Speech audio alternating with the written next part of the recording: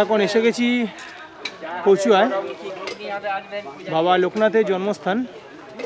সকালবেলা 8টা থেকে শুরু করে 12:30তে মন্দির খোলা থাকে, তারপরে বন্ধ হয়, আবার 3টের সময় মন্দির খোলা হয়। আমার সঙ্গে আছে সিদ্দিক শাহ। শরীরটা একটু খারাপ হয়ে গেছিলো আমাদের গাড়িতে আসতে গিয়ে, কারণ গাড়িতে ঘোরার খুব একটা অভ্যাস আমাদের নেই, তাই তো? বমি হয়ে গেছিল। আমরা এখন এসে পৌঁছেছি বাবা লোকনাথের জন্মভিটে কচুয়াতে। বাড়ি থেকে বেরিয়েছিলাম সকালবেলা 7:30টার সময়, আর এখানে এসে পৌঁছলাম 10টা বাজে। এখন বাড়ি থেকে 2.5 ঘন্টা লাগলো, যদিও আমরা বাড়ি থেকে ক্যাব হায়ার করেছিলাম। বাট যদি মনে করেন কেউ, তাহলে পর ট্রেনে আসতে পারেন, তুলনামূলক খরচা খুবই কম। বসিরহাটগামী যে কোনো ট্রেনে এসে, স্টেশনের নাম হচ্ছে কাকড়া মির্জানগর।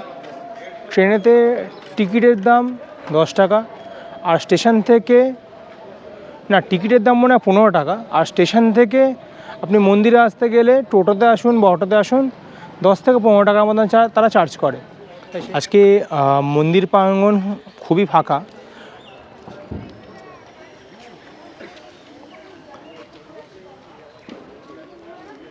এদিকে দেখতে পাচ্ছেন ভোগাঙ্গন, যেখানে বসে ভোগ গ্রহণ করতে পারবেন আপনারা। এখানে ভোগের টাইমিং দেওয়া আছে এবং টাইমিং অনুযায়ী কুপনের কালার করা আছে। দুপুরে প্রসাদ গ্রহণের সময়সূচি, প্রসাদ গ্রহণের পর্যায় অনুযায়ী তার কুপনের কালার আলাদা। যেমন প্রথম পর্যায়ে 12:30 লাল কুপন, দ্বিতীয় পর্যায়ে 1:10 হলুদ কুপন, তৃতীয় পর্যায়ে 1:50 বাদামি কুপন, এবং চতুর্থ পর্যায়ে 2:30 নীল কুপন, এবং শেষ পর্যায়ে সাদা কুপন। আর যদি মনে করেন কেউ পার্সেল নেবেন, তাহলে সামনে পার্সেলের জায়গাও আছে। আর ওদিকে আছে অনেক প্রসাদ সংগ্রহের দোকান, যেখান থেকে আপনারা প্রসাদ কিনে বাবাকে চড়াতে পারেন। আর এই হচ্ছে মন্দির প্রাঙ্গণ। তো আমরা যাব মন্দির প্রাঙ্গণে। আমরা এখানে মন্দির প্রাঙ্গণে 3টে পার্ট আছে, তো আমরা যাবো, আপনাদের দেখাবো। আপনাদের ঠিক উল্টো দিকেই পেয়ে যাবেন আপনারা প্রসাদ গ্রহণের জায়গা, মানে প্রসাদ ক্রয় করার জায়গা। জবার মালা নিল 30 টাকা, আর অমৃতি নিল 7 টাকা পিস। তো আমার ডান দিকে যে মন্দিরটা, এখানে ক্যামেরা অ্যালাউ নেই। এই মন্দিরেতে আপনার পুজো দিতে হবে। আর এই যে মন্দির দেখতে পাচ্ছেন সামনে, নিয়ে গিয়ে একবার দেখে আনি,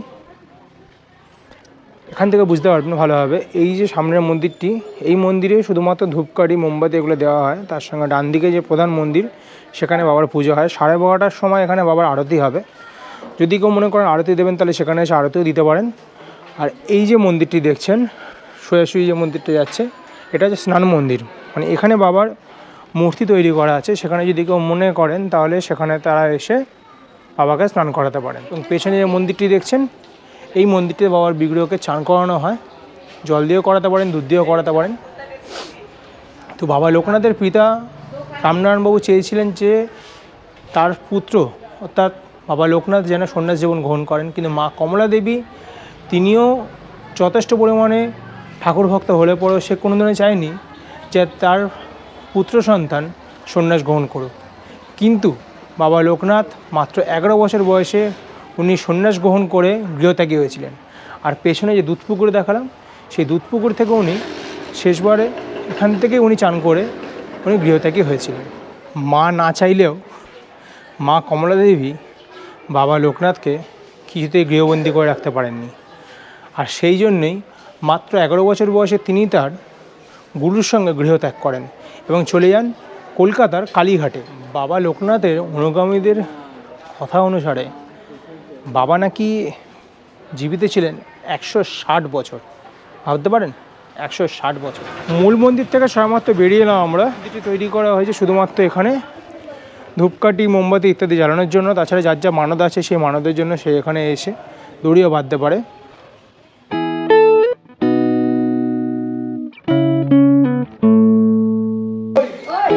সময় বাড়ার সঙ্গে সঙ্গে মন্দিরের দর্শনার্থীদেরও আস্তে আস্তে সংখ্যা বাড়তে শুরু করেছে। আর এর পেছনে রয়েছে দুধ পুকুর।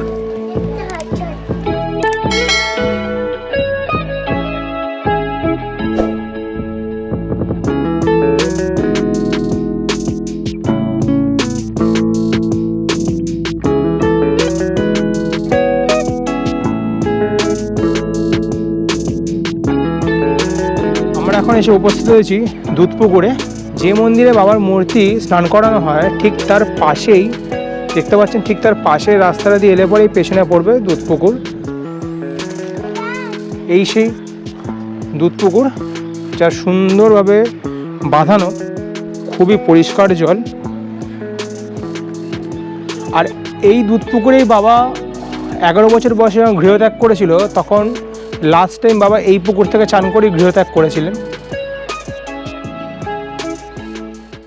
সোজাসুজি এটা হচ্ছে ডোনেশন সেন্টার। এখানে আপনারা আপনাদের ইচ্ছা মতন যা আপনাদের সামর্থ্য সেটা আপনারা এখানে প্রদান করতে পারেন।